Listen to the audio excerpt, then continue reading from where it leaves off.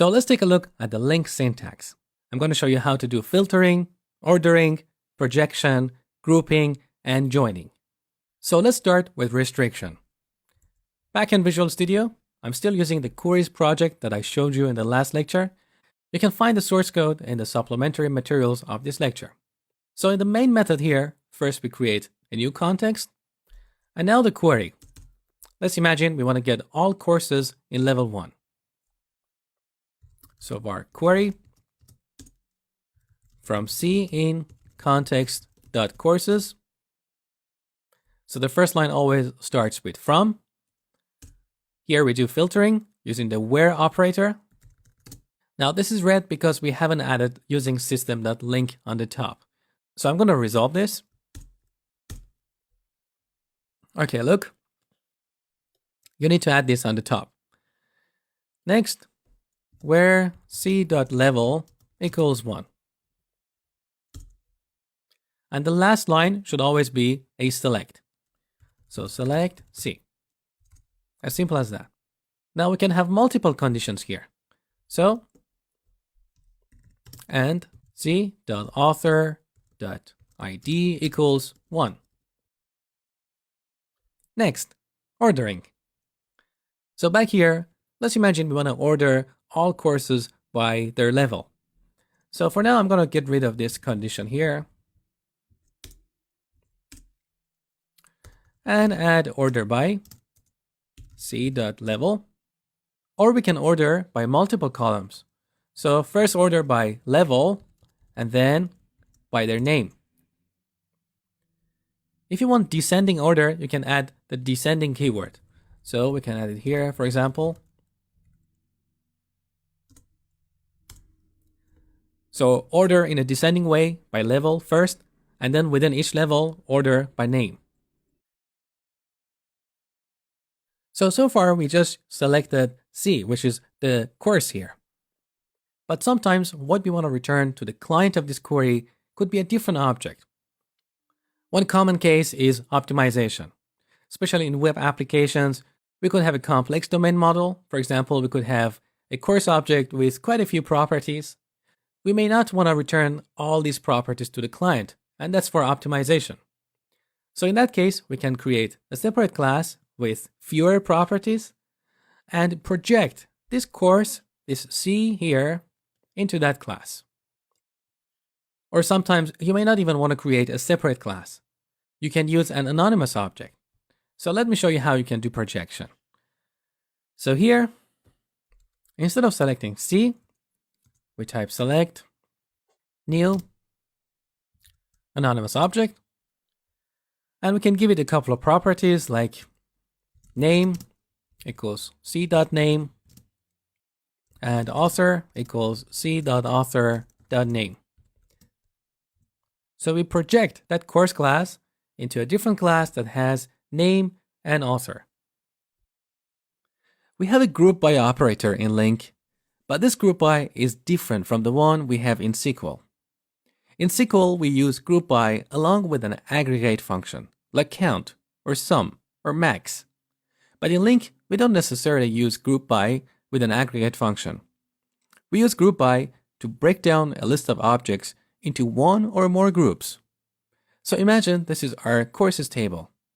We have 4 courses, and note that 2 of them are in level 1.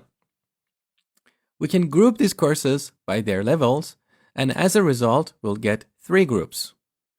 Note that each group has a key property, which is based on the level of the courses it contains.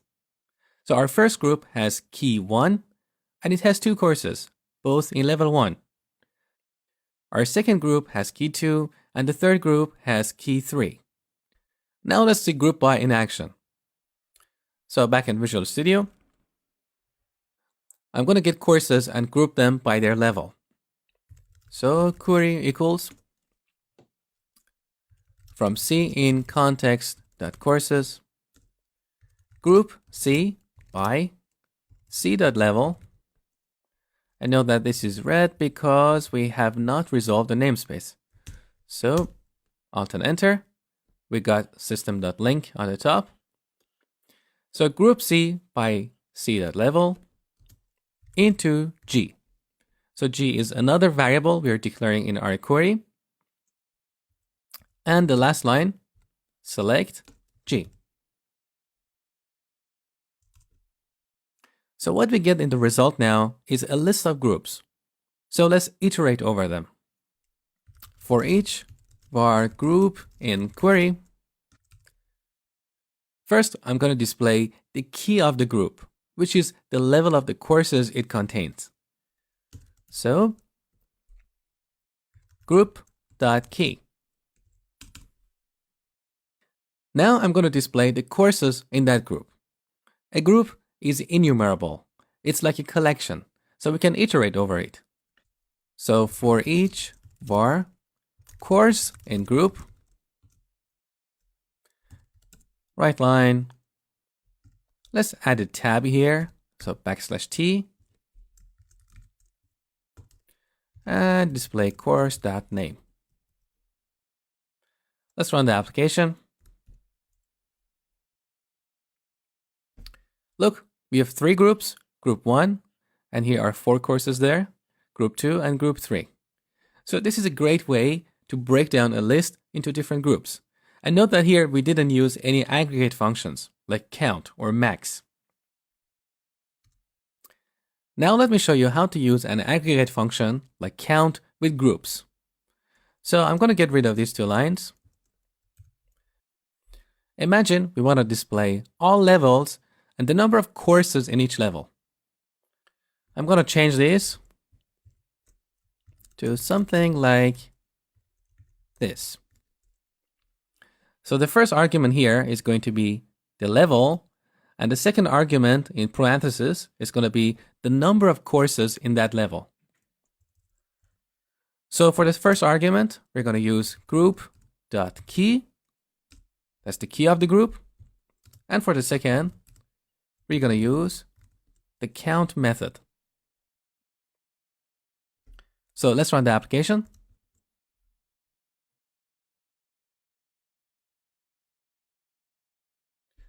So in level 1, we have 4 courses, same in level 2, and in level 3, we have only 1 course. Next, joining. In LINQ, we have 3 types of joins: inner join, group join, and cross join. Amongst these, inner join and cross join are similar to what we have in SQL, but group join does not have an equivalent in SQL. So let's start with inner join. In a relational database, we use joins to link 2 tables together. So if we have 2 tables like courses and authors, we can join them to display the list of courses and their authors. Now, if you want to achieve the same thing with LINQ, you don't need to do an inner join. You can use the navigation properties of your entities to display properties of their related entities. Let me show you what I mean by this. So imagine we want to display the list of courses and their authors. Var query equals, so from C in context.courses, and let's do a projection into an anonymous object. Select new, course name equals c.name. This is not resolved, so Alt and Enter, import the namespace. Okay. So into this anonymous object, we're setting the course name, and now author name equals, so C, which is the course, dot author, as the navigation property, dot name. That's it. We don't need to do a join, because here we have navigation properties. And when we run this, LINQ provider at runtime would automatically translate this into an inner join in SQL. So you might ask, when do we use inner join in LINQ? We use inner join when we want to link 2 entities that do not have a navigation property. In this case, imagine we didn't have this author property on the course. Maybe we're working on a big complex model and there are lots of relationships, and we decided to remove some of these relationships to prevent cycles. In that case, in the course class, we would only have author ID as the foreign key property. So we can use inner join to link a course to its author. So this is how we do it. After from, join A Now note that here in the IntelliSense, the author class is selected. So if I press space now, we get author. And that's where IntelliSense gets in the way of typing. So let's undo this. See what I do. Join A, press escape, and continue. In context.authors. So look, it's very similar to from. From C in courses, join A in authors. Now join based on what? On C.authorID equals A.id. And note that we are using equals operator that belongs to LINQ. We are not using double equal sign. Sometimes I make this mistake and my query doesn't get compiled. Next, assuming that we don't have this navigation property in the course class, we can use a.name. So a is the variable that references an author. So this is one example of using inner join when there is not a navigation property or relationship between two entities. So we link them using a key. Now let's take a look at group joins. So as I said, group joins do not have an equivalent in SQL. This is how group join works. Imagine we have two lists, authors on the left and courses on the right. With group joins, we associate each object on the left with one or more matching objects on the right. You might ask, when do we use this? In my personal experience, I've found this useful in situations where you use a left join and an aggregate function in SQL.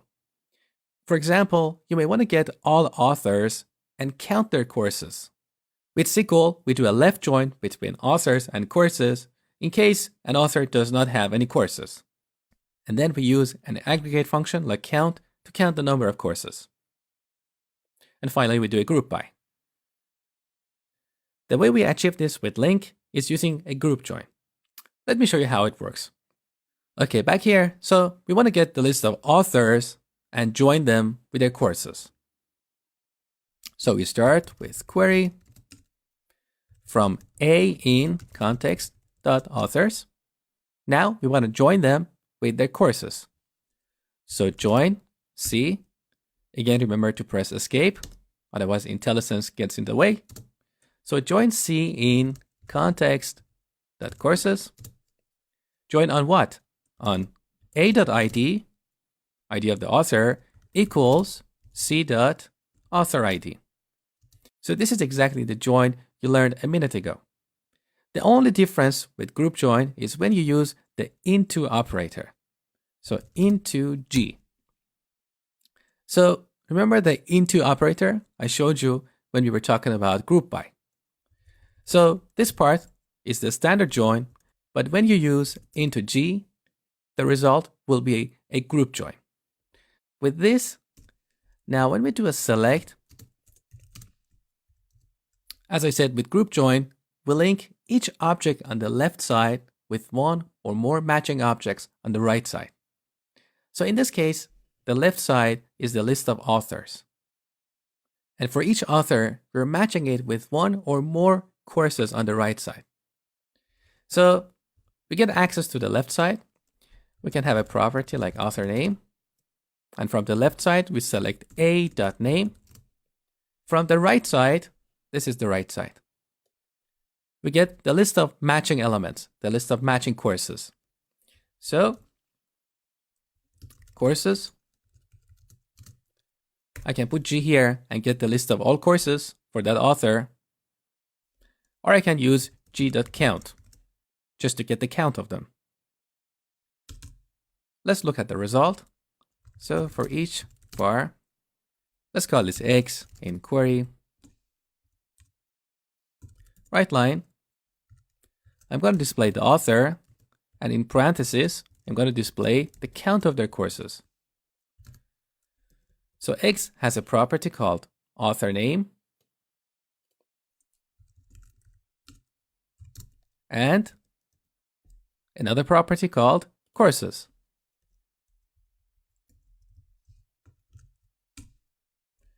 Run the application. There you go. So Marsh Hamedani has 3 courses, but John Smith does not have any. So that's why I told you we use group joins in LINQ in situations where we use a left join in SQL. And the last one, cross join. The cross join we have in LINQ is exactly the same as the one in SQL. Let's take a look at an example.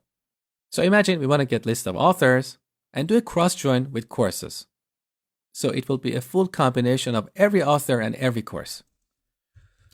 Again, query equals from A in context dot authors. Now instead of using join, we use from C in context dot courses. And now we do projection. Select new. Author name equals A.name. Course name equals C.name. That's it. That's a cross join. Let's look at the result.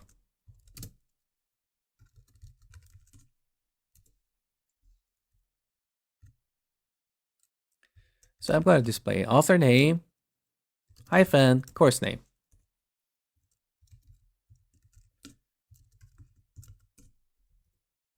And run the application.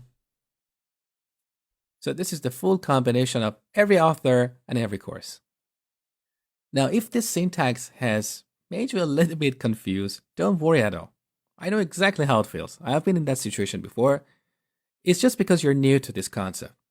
So to make things easier for you, I have created a cheat sheet that you can download in the supplementary materials of this lecture. Whenever you get lost, just look at the cheat sheet, and after a few tries, you will fully remember the syntax. In the next lecture, we'll look at LINQ extension methods. I hope you enjoyed this lecture, and thank you for watching.